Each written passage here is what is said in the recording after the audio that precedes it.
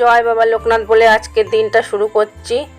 এই যে পুজো দেওয়া কমপ্লিট হয়ে গেছে, এবার আরবকে তুলে রেডি করতে হবে স্কুলে যাওয়ার জন্য। এই যে ভাত বসিয়ে দিচ্ছি প্রেসার কুকারে, আলু সিদ্ধ হবে, আলু সিদ্ধ ভাত প্রেসার কুকারে যে বসিয়ে দিয়েছি। ভাত রেডি হয়ে গেছে। এই ভাত বেড়ে রেখেছি থালায়, আলু সিদ্ধ দিয়ে আর একটু ঘি দিয়ে দেবো, ওই দিয়ে আরব খেয়ে স্কুলে যাবে। রেডি হয়ে গেছে আরব, খাওয়া দাওয়া করে স্নান টান সেরে এখন বায়না করছে যে আমি এখন তেঁতুল লজেন খাবো। কালকে দাদু রাত্রে নিয়ে এসছে, সেই তেঁতুল লজেন দেওয়া হবে, আমি স্কুলে খেতে যাবো। এই দেওয়া হয়েছে একটা, খেয়ে স্কুলে বেরিয়ে পড়েছি আমরা দুজনেই। এই যাচ্ছি, গেট খুলে এবার বেরোই। এই যাচ্ছি, এখনও অনেকটা হেঁটে যেতে হবে, তারপরে টোটো পাবো। হেঁটে যাচ্ছে, ব্যাগ নিয়ে ওর জন্য খুবই কষ্ট হয়ে যায়, ব্যাগ টেনে টেনে নিতে পারে না।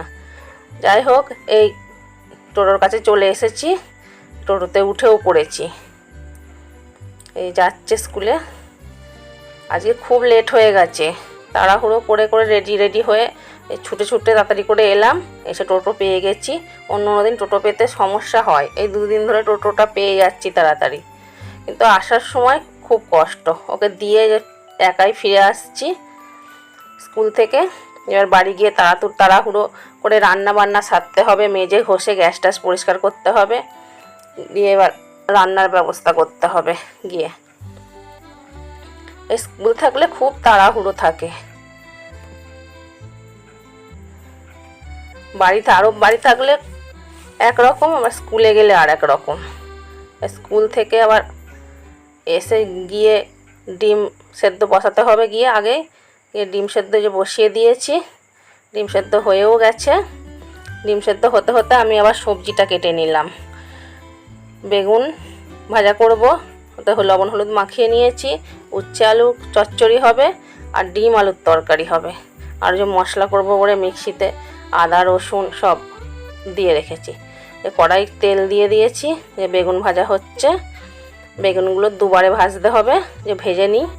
বেগুন আরবের দাদু তেমন একটা ভালোবাসে না, আরবও খায় না। যদি আমি খাইয়ে দিই তবে মেখে খাইয়ে দিই, নিজে খেলে বেগুন খায় না। আমি আর শাশুড়ি মাই খাই। শাশুড়ি মায়ের আবার বেগুন ভাজলে ওনার আবার লঙ্কা ভেজে দিতে হবে, কাঁচা লঙ্কা ভেজে দিলে উনি মেখে খাবে। বেগুন ভাজা প্রায় হওয়ার মধ্যেই বেগুন ভাজা দিয়ে তুলে নিই।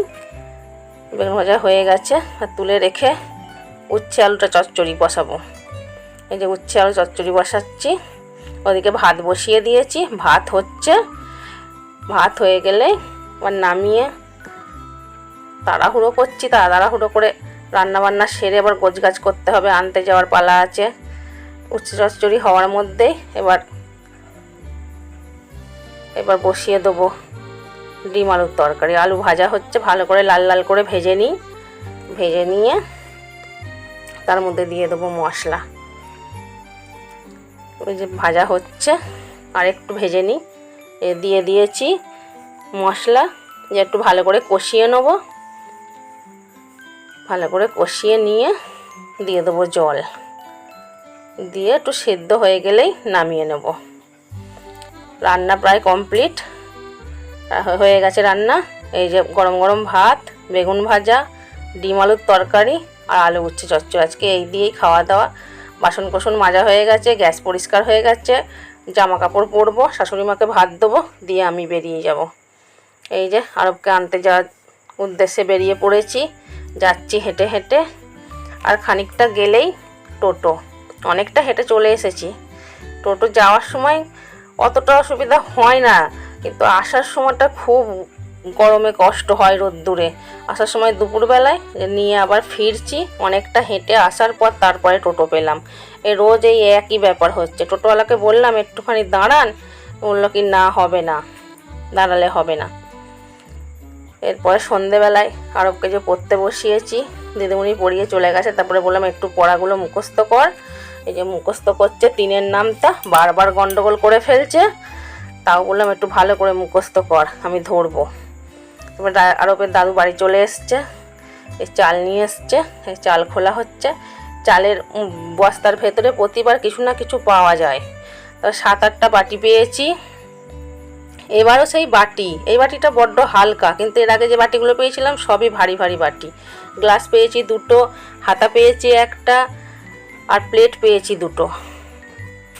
এই রাত্রের আবার খাওয়ার ব্যবস্থা করতে হবে। এই যে ভাত টাত বেড়ে ফেলেছি, আরবের খাওয়া হয়ে গেছে। আমি, শাশুড়ি মা আর আরবের দাদু তিনজন খেতে বসবো। খাওয়া দাওয়া কমপ্লিট করে আবার রাত্রে শোয়ার ব্যবস্থা করতে হবে।